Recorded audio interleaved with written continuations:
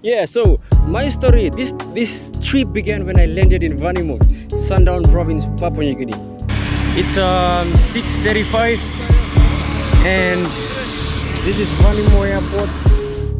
So from there we crossed over the borders to Indonesia side, to Papua, to a place called Kolayunuk.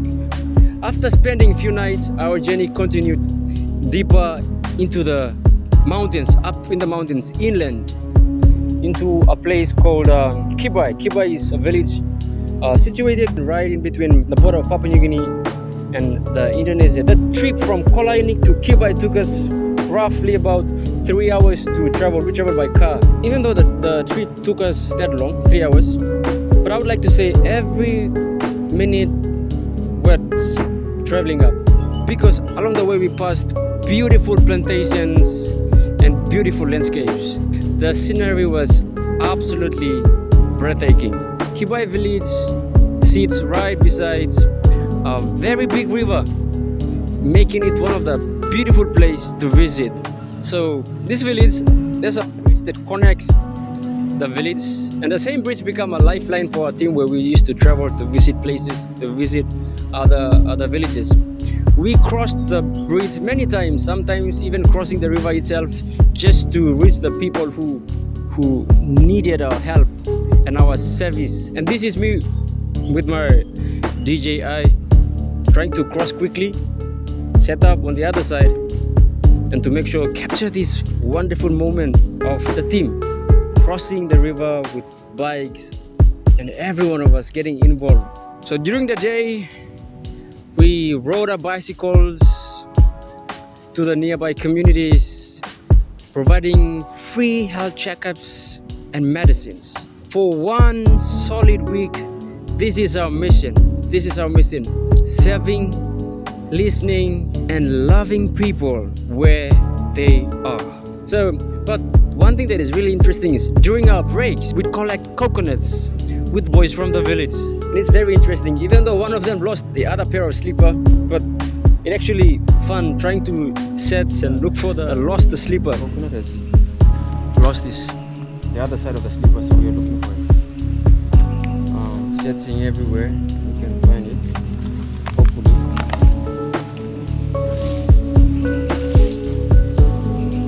You put it on next time to Last time we see it. This time, the slipper for the guy who actually climbed the coconut. So those are the things that we do for the breaks, because the main river, it was dirty. So most of the time we used to go to a nearby creek to wash, fresh water, cool shade. It was refreshing. At the end of the first week, we traveled down again to Jayapura, where we stayed at a village, not a village, actually a place called Papua Youth Creative Hub in the city. And this is where our mission in the city began. It was organized by the church leaders at Russell Band Adventist Church in the Papua Mission. A big thank you to the pastor and all the elders for organizing this powerful program. One thing that for me personally, I enjoyed visiting the market. It was really wonderful to see the people there, the fruits that they were selling. It was really a good thing. Most of the time I would go look for corn and guava, because I actually like eating both of them. So I would always go to the market to visit every now and then. So we are trying to buy this one, and we have to translate the language, because let me see what.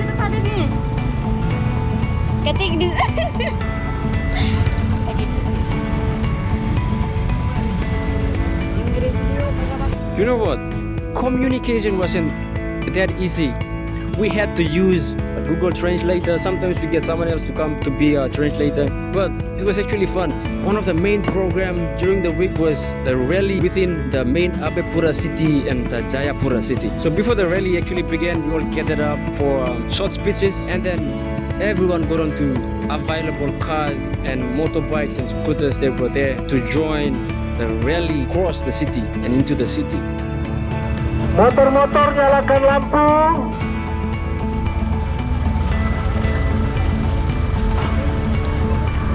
Kita ikuti forever. People were excited. Our media team got onto the scooters to capture all those moments. Menyalakan lampu sein kedap-kedip.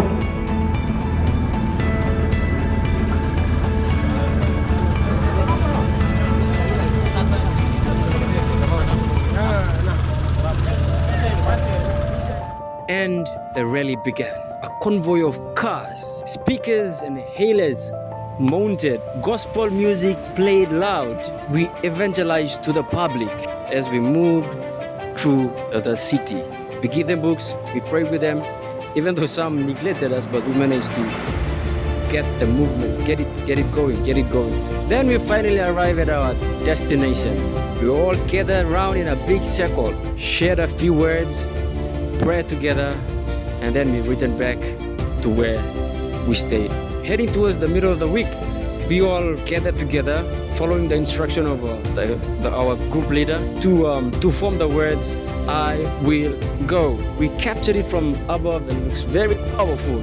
I will go. On Sabbath, we all dressed up and we had a singing celebration in the stadium right next to where we were staying.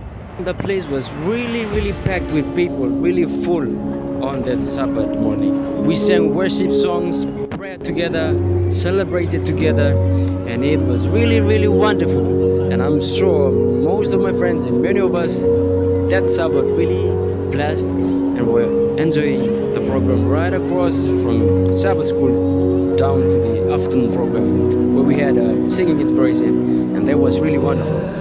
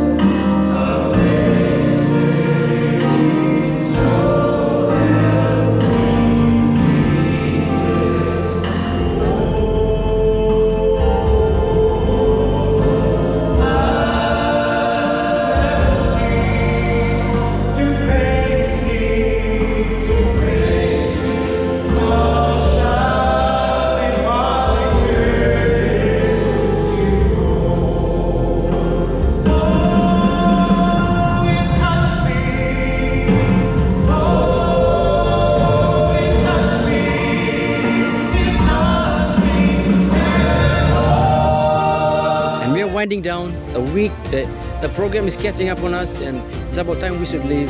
And finally on Monday we traveled back to Batam. Our families and friends following us to the border to say farewell to us before heading back to their homes and living out. We took videos, we took photos, and of course yes, selfies too, and it looks very beautiful and of course emotional too. Before crossing over the border, we stood around in a circle, had a few words from our leaders from PNG side and from the Indonesian side, and we closed off the program and to send us off back to PNG with the last powerful, and we said our last goodbye. Mission 2025 completed.